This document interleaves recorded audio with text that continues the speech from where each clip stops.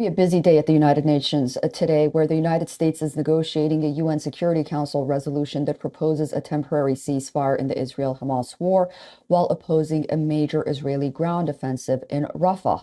But it's not clear when the draft resolution will be put to a vote.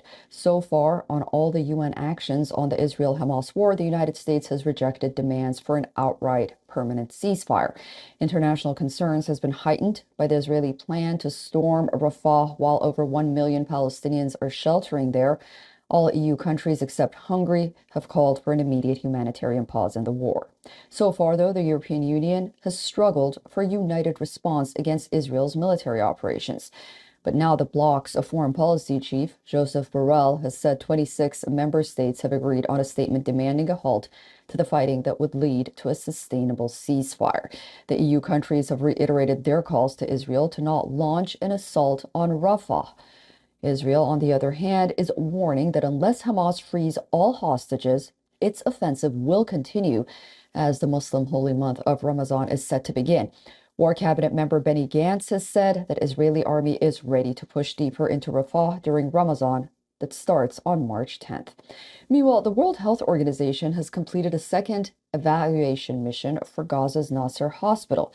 The UN agency said efforts are still underway to transfer the remaining patients.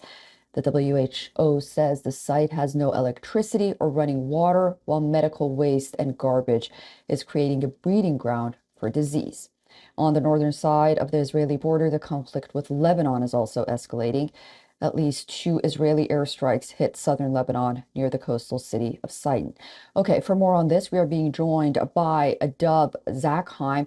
He is joining us from Washington, D.C., and is the former Undersecretary of Defense in the George W. Bush administration and currently senior advisor at the Center for Strategic and International Studies. Dov, welcome back to WION, and good to see you. Is there a change in the U.S. position towards Israel and its operations in Gaza? And if so, how will it impact how Prime Minister Netanyahu's government moves forward? Well, it's clearly a change. Thank you for having me again. Yes, it's a change in the sense that the draft resolution that is being put forward by the United States at the UN Security Council has the words ceasefire in it, first time ever, at least in this round of fighting. So that's a difference. Now, there is another resolution that's far more one-sided in the American opinion, and that's the Algerian resolution that simply calls for an end to the fighting, says nothing about the hostages, and the United States is going to veto that one. But mentioning the ceasefire is terribly important. Now, it's conditioned. First of all, the term apparently being used is practicable ceasefire, whatever that actually means.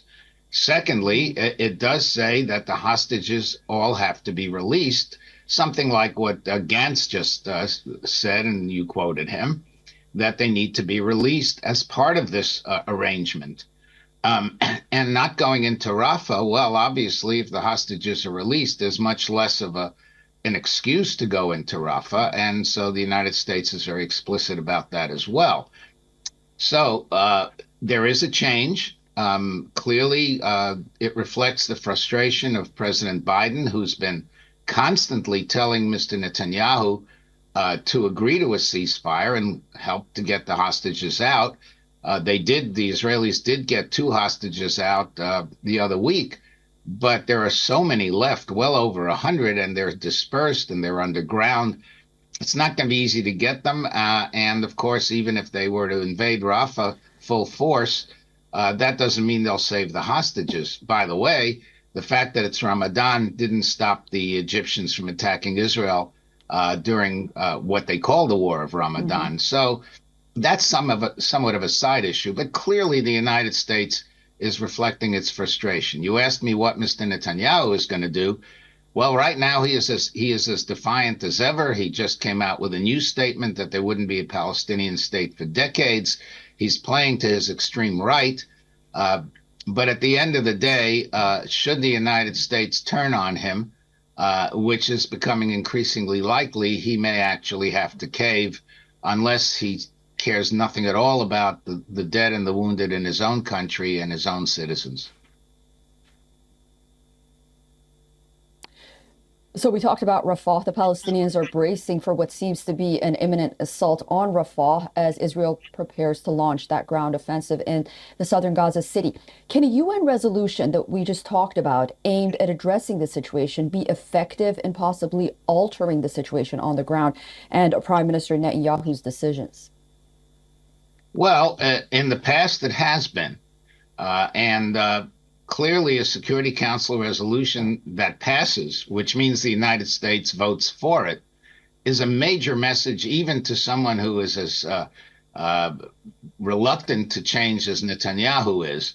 Not only that, it's not only Netanyahu who's going to be on the receiving end of such a resolution, all Israelis will see it, will know about it, and it will increase internal pressure on Netanyahu to move ahead and do something to save the hostages. As you may probably know, there are constant demonstrations on the part of hostage families and their supporters against Netanyahu's policies, and this will only strengthen their hand. Okay, well, we'll be watching that United Nations Security Council meeting, which is scheduled to start shortly this morning on Tuesday, very closely. And I look forward to speaking to you again very soon. Dov Zakheim, thank you for joining us. Thank you for having me. For all the latest news, download the WION app and subscribe to our YouTube channel.